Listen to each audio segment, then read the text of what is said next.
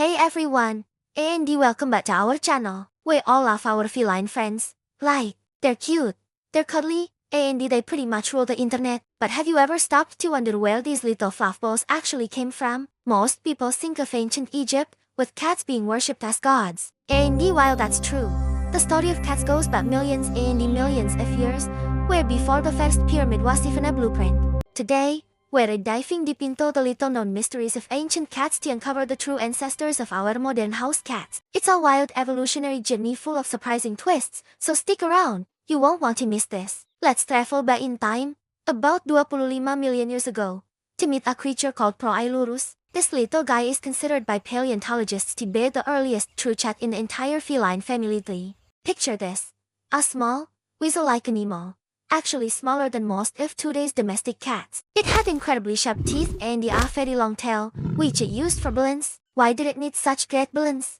Because Proailurus was an arboreal hunter, meaning it spent most of its life in the trees, leaping from branch to branch. It was more at home in the canopy than on the ground. And here's a mind-blowing fact: Proailurus isn't just the ancestor of your little tabby. It's the well, you get the idea, ancestor of lions, tigers, and leopards too. That's right, every single cat on us today, big or small, can trace its lineage back to this one tree-dwelling predator. Fast forward a few million years, and we meet our next key player, Proailurus. Appearing around 20 million years ago, this ancient cat was a true game changer. Originating in Asia, it was so successful that it spread across Europe, Africa, and even North America. What made it so special? Proailurus was the first feline to develop the hunting style we associate with cats today, the classic stalk, pounce, and kill technique. It was an evolutionary leap that set the stage for all future felines. From this one successful genus,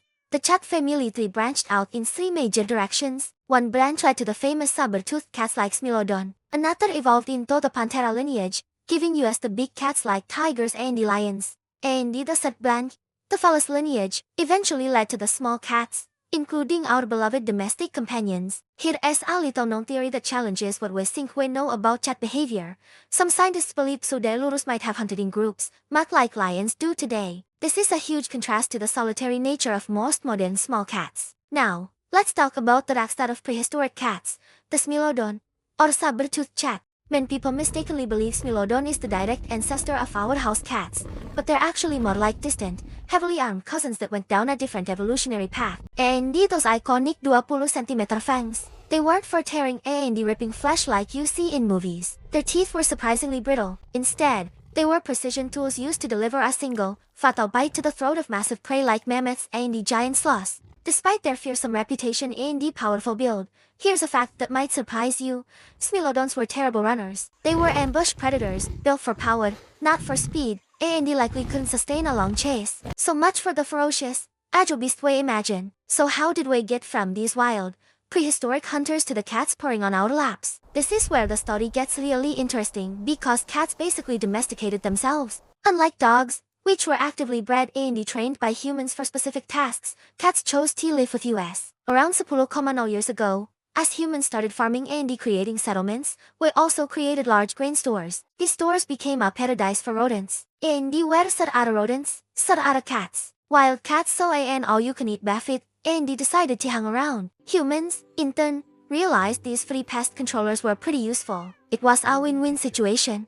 While Egypt gets all the credit, the earliest evidence of a close human-cat relationship comes from Cyprus. Archaeologists found a 9,5-year-old grave where a human was buried alongside a cat. This discovery predates the Egyptian worship of cats by thousands of years. So, while the Egyptians, particularly with their veneration of the African wildcat subspecies, Felis libica, certainly elevated the cat status, they weren't the first to domesticate them. In fact, DNA studies show that while our modern cats do primarily descend from these North African and Near Eastern wildcats, the initial process of domestication likely began even earlier in Mesopotamia, the Fertile Crescent, where agriculture first blossomed. Ever wonder why your cat acts the way it does? Many of their quirky behaviors are actually ancient evolutionary leftovers. Those vertical slit pupils, they lay a perfect adaptation for a nocturnal hunter that needs to see in both bright daylight and near total darkness, a trait passed down from their forest-dwelling ancestors. That adorable kneading they do on your lap, often called making biscuits. This behavior likely comes from ancient cats patting down grass and leaves to make a soft,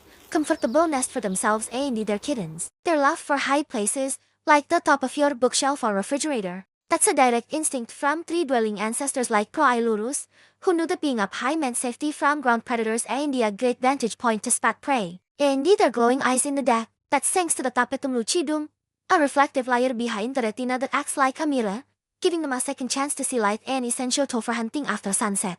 Even with all we know, the history of cats is still full of fascinating, unanswered questions that keep scientists guessing. For example, we know ancient cats spread all over the world, but how did these creatures, famously known for hating water, manage to cross seas and the oceans to populate different continents? Another puzzle is the existence of some ancient cat species that were incredibly tiny, about the size of a squirrel. Why did they evolve to be so small? The reasons remain a mystery. And here is one for modern cat lovers. Scientists still try and pinpoint which specific ancient cat lineage led directly to the development of brachycephalic, or short-nosed breeds, like Persians and the Himalayans. Their unique facial structure is a modern trait, but its deep ancestral origins are still unclear. So, as you can see, the story of our feline companions is so much more than just ancient Egypt. It's a multi-million-year epic of evolution, adaptation, and a unique partnership with humanity. Cats are one of the few domesticated animals that still retain a huge amount of their wild instincts. They walk this incredible line between being a fierce, efficient predator and a loving companion who just wants to nap in a sunbeam. Their journey from the trees of ancient forests to the foot of our beds is a testament to their incredible adaptability. And the best part is, there are still so many secrets left to uncover. What do you find most fascinating about your cat's ancient past? Let me know in the comments below. Thanks for watching, and if you enjoyed this deep dive, don't forget to like, subscribe, and hit that notification bell so you don't miss our next video. See you next time.